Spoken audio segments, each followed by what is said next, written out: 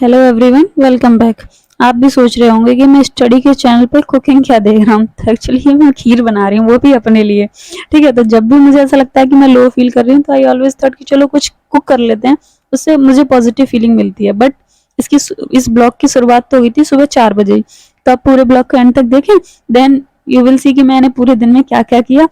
But एक बात तो मैं अप्रिशिएट करूंगी भाई, जो लोग ब्लॉग बनाते हैं ना, it's very difficult task, because मेरे बस का नहीं है, ये बहुत कठिन काम है। तो सबसे पहले मैं 4 बजे उठी, देन मैंने ज्योग्राफी पढ़ी। तो ज्योग्राफी में मैं क्या पढ़ रही हूँ, ये प्लेट टेक्टोनिक्स है, चैप्टर 1 2 3 ये पढ़ रही थी, मैंने पढ़ रखा है, तो एक्चुअली रिवाइज कर रही थी। तो प्लेट टेक्टोनिक्स हुआ, सी फ्लोर स्प्रेडिंग हुआ, कॉन्टिनेंटल ड्रिफ्ट थ्योरी हुआ, ये सब। बट अगर आप इस ब्लॉग को देख रहे हैं तो मे बी मेरा ऑलवेज इंटेंशन ये रहता है कि मैं कोई भी वीडियो बनाऊं, उसमें से ज्यादा नहीं तो आप कोई भी बंदा है वो अपनी लाइफ में 2 4 बातें तो ऐड कर सके, कुछ अच्छी बातें सीखे। ये मतलब ये मेरे टाइप का नहीं है कि आज मैंने ये खाया, ये पिया, ये वो किया, भाई उससे हमें क्या मिल रहा है, कुछ नहीं मिल रहा। तो आप ऑलवेज ब्लॉग ऐसे देखें जिससे कि आपको कुछ अच्छा सीखने को मिले। तो अब बात करते हैं ज्योग्राफी की। तो देखो, ज्योग्राफी जो है मतलब बहुत ही कॉन्सेप्चुअल सब्जेक्ट है। अगर आपके इसमें कॉन्सेप्ट्स क्लियर हैं तो ठीक है, अदरवाइज आप पढ़ते रहेंगे, आपकी समझ में कुछ नहीं आएगा। तो अब इसके लिए सब मैं ज्यादातर सब टॉपर क्या रिकमेंड करते हैं कि आप पढ़ो भाई एनसीईआरटी। बट एनसीईआरटी के साथ एक प्रॉब्लम ये है कि जब आप एनसीईआरटी को पढ़ने पड़ेंगे बैठेंगे ना, तो देखो 6 7 8 ये क्लास की जो एनसीईआरटी है ये बहुत ईजी है, ये समझ में आ जाती है। बट सबसे इंपॉर्टेंट आती है क्लास 11th वाली एनसीईआरटी। क्लास 11th वाली एनसीईआरटी को देखेंगे ना, वो आपकी समझ में नहीं आएगी। तो उसके लिए आप खुद इमेजिन करो, जो लोग सीबीएसई पढ़े हुए हैं ना, सीबीएसई बोर्ड से, वो इस चीज को अंडरस्टैंड कर पा रहे होंगे। जब हम 11th 12th में थे तो मे बी आप शायद आप पीसीएम से पढ़े हो या किसी और स्ट्रीम से पढ़े हो, मैं पीसीएम की स्टूडेंट रही हूँ। तो आप उस चीज को देख पा रहे हैं, जब हम 12th में पढ़ते थे तो उसकी एनसीईआरटी की किताब आती थी फिजिक्स की और केमिस्ट्री की। तो कोई एक आधी ऐसा धुरंधर होगा जिसने वो फिजिक्स केमिस्ट्री की किताब पढ़ी होगी एनसीईआरटी वाली, अदरवाइज उसके लिए रेफरेंस बुक आती थी प्रदीप की, हम वो पढ़ते थे। तो सेम यही रिप्लाई होता है इस चीज पे, ज्योग्राफी की एनसीईआरटी पे। तो प्रॉब्लम क्या है कि आप इनिशियली इस बुक को लेके बैठेंगे तो आपकी समझ में नहीं आएगी। तो इसके लिए भैया सबसे अच्छा सोर्स क्या है? सबसे अच्छा सोर्स ये है कि आप किसी भी टीचर की जो आपको अच्छा लगता हो उसकी टीचर की आप वीडियोस देखें, आप कॉन्सेप्ट्स को समझें। देन अगर आप एनसीईआरटी को पढ़ेंगे तो आपकी समझ में आ जाएगा। लेकिन अगर आप उसको सबसे पहले ही एनसीईआरटी को लेके बैठ जाएंगे तो आपकी समझ में नहीं आएगी। आप अब किसी किताब को 4 घंटे लेके बैठे रहे और आपकी समझ में नहीं आ रही चीज, तो वो आपका पढ़ना बेकार है, उसका कोई अर्थ नहीं है फिर। ठीक है, तो आप कोशिश करें। अब मैं क्या फॉलो करती हूँ, तो देखो मैं यही रिकमेंड करूंगी कि आपको यूट्यूब पे या तो मृणाल के वो चैनल पे आपको जो रितांजलि मैडम है उनके मिल जाएंगे ज्योग्राफी के लेक्चर्स, वो देख लो। बट आप उनसे भी अच्छे आप ऋषिकेश सर के सुब्रा रंजन के ज्योग्राफी के लेक्चर्स पढ़े हुए हैं यूट्यूब पे, वो बहुत अच्छे लेक्चर्स हैं। मैं खुद उन्हीं को फॉलो कर रही हूँ और उनके नोट्स आप बना लें, जैसे मैंने खुद मेहनत करके बनाए, या आपको टेलीग्राम से वो नोट्स भी मिल जाएंगे, तो आपको उतनी मेहनत करने की भी जरूरत नहीं है। अगर आप उन नोट्स को खुद नहीं, आपके पास इतना टाइम नहीं है, बट उन नोट्स के उस वीडियोस लेक्चर्स हैं उनके साथ मुझे ऐसा लगता है वो थोड़े बड़े हैं। भाई बड़े तो इसलिए हैं बिकॉज आपके कॉन्सेप्ट्स भी तो क्लियर हो रहे हैं ना। तो वो 40 45 के समथिंग लेक्चर्स हैं यूट्यूब पे, आप जाना सर्च करना ऋषिकेश दाऊद सर, तो उनके आपको ज्योग्राफी के लेक्चर्स मिल जाएंगे। वहां से आप ज्योग्राफी के लेक्चर्स देख सकते हैं, उससे आपके सारे कॉन्सेप्ट्स क्लियर हो जाएंगे और पूरी ज्योग्राफी क्लियर हो जाएगी। उसके बाद आप क्या कर सकते हैं, 11th क्लास की जो एनसीईआरटी है, फिर वो लेक्चर्स देखने के बाद आप उस एनसीईआरटी को पढ़ोगे ना, तो आपकी सारी चीजें समझ में आ रही होंगी कि हाँ ये चीजें हमारे काम की हैं, हमें कहाँ से कौन सी चीजें लेनी है। मैं खुद अपनी बताऊं, जैसे मैं जो 11th क्लास वाली एनसीईआरटी मैं इसको लेके जब पहले बैठी शुरू में, जब मैंने लेक्चर्स नहीं देखे थे, तो उसमें 3rd वाले चैप्टर में लैंड फॉर्म्स करके एक चैप्टर है, उसमें आप देखोगे उसमें दे रखा है कि सिलिका में क्या क्या होता है और क्वार्ट्ज में क्या क्या होता है, ग्रेनाइट्स में क्या क्या होता है। भाई यूपीएससी ने पिछले 20 सालों में भी कभी ऐसा कोई क्वेश्चन नहीं पूछा, मैं उनको रटने बैठ गई। मतलब लेकिन उन चीजों को रटने का कोई फायदा थोड़ी है जब पेपर में नहीं आ रहे। तो इसीलिए मुझे ऐसा लगता है इस प्रिपरेशन में एक मेंटर का होना बहुत जरूरी है। और लोग यही बोलते हैं ना कोचिंग नहीं लेनी चाहिए, भाई कोचिंग उन लोगों को नहीं लेनी चाहिए जिनका बहुत अच्छा बैकग्राउंड है और उनके पास कोई गाइड करने वाला है। अगर आपके पास कोई गाइड करने वाला नहीं है तो आपको कोचिंग की जरूरत पड़ेगी, तो आप कोचिंग ले लें। लेकिन अगर आपके पास है गाइड करने वाला तो आप कोचिंग ना लें। तो मैं तो यही कहूंगी, अब मैं स्पेसिफिकली यहाँ पे ज्योग्राफी की बात कर रही हूँ बिकॉज ज्योग्राफी के लिए आप यही करें, आप उन लेक्चर्स को घोल के पी लें। और फिर उसके बाद ये 2 बुक आती है 11th क्लास की, 2 है छोटी छोटी सी, वो बहुत आसानी से खत्म हो जाएंगी। ठीक है, तो ये तो सब रहा इतना ज्ञान का बात। लेकिन अब उसके बाद आते हैं कि चलो आप कुछ यहाँ पर वीडियो देख रहे हैं तो कुछ तो नया सीख के जाओ। तो हम बात करते हैं प्लेट टेक्टोनिक्स थ्योरी की।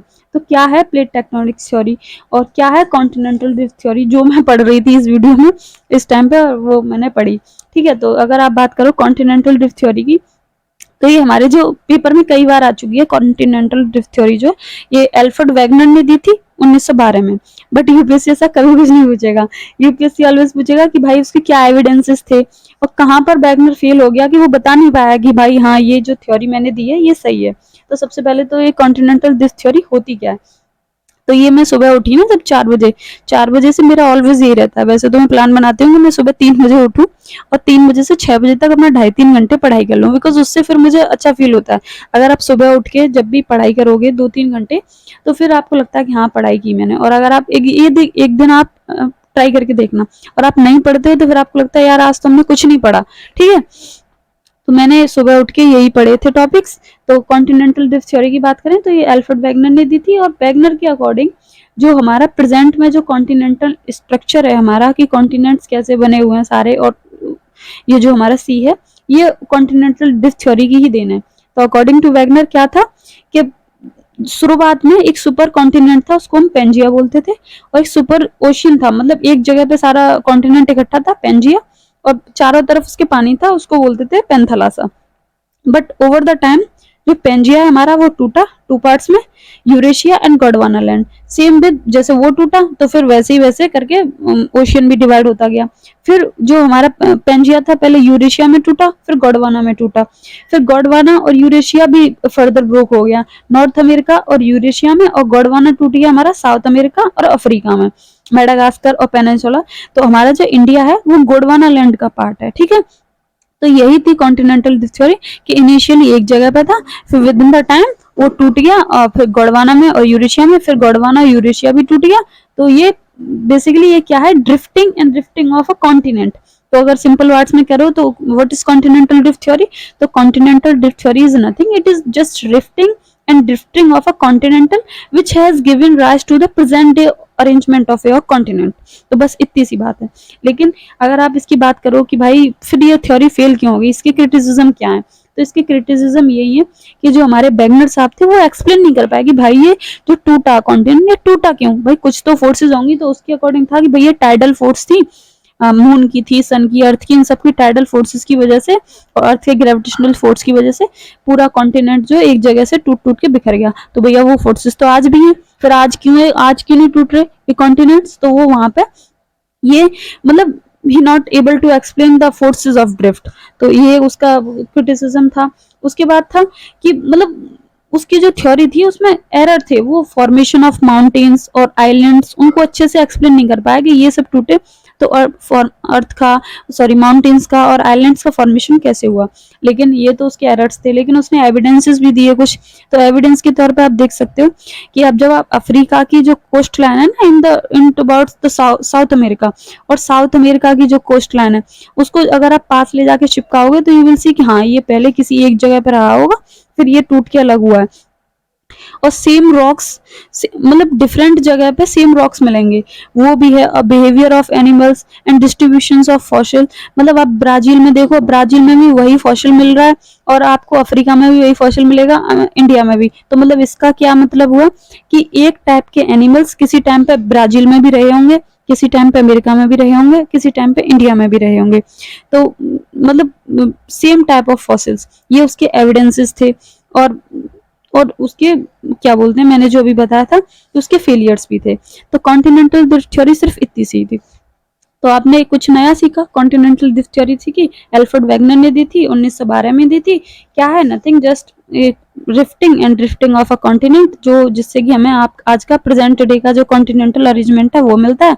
इनिशियली पेंथालासा था और पेंजिया था, फिर Pangaea again broke into the parts, Eurasia and Gondwana. Same Panthalassa टूटा वो पैसिफिक में और बीच में आ गया तेथिसी का फॉर्मेशन कैसे हुआ। तो ये सब थी हमारी कॉन्टिनेंटल ड्रिफ्ट थ्योरी। तो अब आप ऐसे ही बात करी जाए तो अगर आपको ज्योग्राफी पढ़नी है तो आप उन लेक्चर्स को देखें अच्छे से। ठीक है, तो इतना सब कुछ पढ़ने के बाद लेटर ऑन आई रियलाइज कि ठीक है भाई अब क्या किया जाए। तो फिर उसके बाद बात आती है सुबह सुबह आप ये चीज आप खुद अप्लाई करके देखना। आप किसी दिन सुबह उठना जल्दी और फिर आप जल्दी जल्दी से खत्म करना चीज़ों को, ठीक है। अब मेरी बात करो जो, तो मैं इतने दिन से वीडियो क्यों नहीं बना रही, बिकॉज मैंने अभी कहा ना, मेरे साथ प्रॉब्लम यही है कि मेरा सिलेबस कंप्लीट होता नहीं दिख रहा, तो मैं परेशान हो जाती हूँ। सिलेबस कंप्लीट ना होने का रीजन क्या है, कंप्लीट होने ना होने का रीजन यही है कि हम चीज़ों को पढ़ते रहते हैं, पैसिव लर्निंग करते रहते हैं, उन्हें रिकॉल नहीं कर पा रहे, और फिर अगेन जब रिकॉल करने की कोशिश करते हैं तो चीज़ों को भूल जाते हैं। तो ये प्रॉब्लम है मेरे साथ। तो अब मैंने ये सोचा है कि मैं अब जो भी करूंगी उसके शॉर्ट नोट बनाऊंगी जल्दी जल्दी से, और बस चीज़ों को जितना हो सकेगा माइंड में फिट करूंगी। जैसे अभी मैंने कॉन्टिनेंटल डिक्शनरी की बात करी, तो अब ये दिमाग में फिट हो जानी चाहिए, अब दोबारा से कभी इसको पढ़ने की जरूरत ही ना पड़े, बस जस्ट रिवाइज की क्या है कि drifting and drifting of continents, Panthalassa Pangaea, बस ये दिमाग में आए और फटाक से हो जाए। बिकॉज एक चीज तो अगर आप मेंस के क्वेश्चन देखोगे ना, आपके पास मेंस में क्वेश्चन लिखते टाइम सोचने का टाइम ही नहीं है, तो आपकी सारी चीजें दिमाग में होनी चाहिए। तो जितना हो सके बस चीजों को दिमाग में फिट करना है। तो इतना सब कुछ पढ़ने के बाद जब सुबह काम खत्म हो गया, फिर then I go to library. तो लाइब्रेरी जाने के बाद, तो दिस इज माई लाइब्रेरी, वहां जाके सीट वीट साफ करी अपनी, और फिर मैं पढ़ने बैठ गई। तो मेरा डेली का शेड्यूल यही रहता है कि सुबह 3 घंटे पढ़ो, फिर कोशिश करो कि 8 से 9 बजे तक जल्दी से जल्दी लाइब्रेरी पहुंच जाओ। फिर लाइब्रेरी से आने के बाद शाम को थकी हुई होती हूँ, तो मैं जनरली 2 ही चीज पढ़ती हूँ, या तो PYQs पढ़ती हूँ या फिर अपना करंट अफेयर पढ़ती हूँ। 2 चीजें पढ़ती हूँ, बिकॉज उसके बाद मेरे पास और कोई टाइम ही नहीं होता, तो और ना ही मेरा दिमाग काम करता है। तो इसलिए मैं कोशिश करती हूँ मैं कठिन सब्जेक्ट को सुबह जल्दी पढूं, बिकॉज फिर आपके पास इतना टाइम भी नहीं होगा। तो इसी के साथ मैं इस ब्लॉग को एंड करूंगी, बिकॉज मेरे को एक तो ब्लॉग बनाना आता नहीं है भाई। जो लोग ब्लॉग बना रहे हैं ना, मैं उनकी तारीफ करूंगी, पता नहीं कैसे बना रहे हैं। तो ठीक है, इसी के साथ ब्लॉग को एंड करते हैं। बाय बाय, और वीडियो को लाइक कर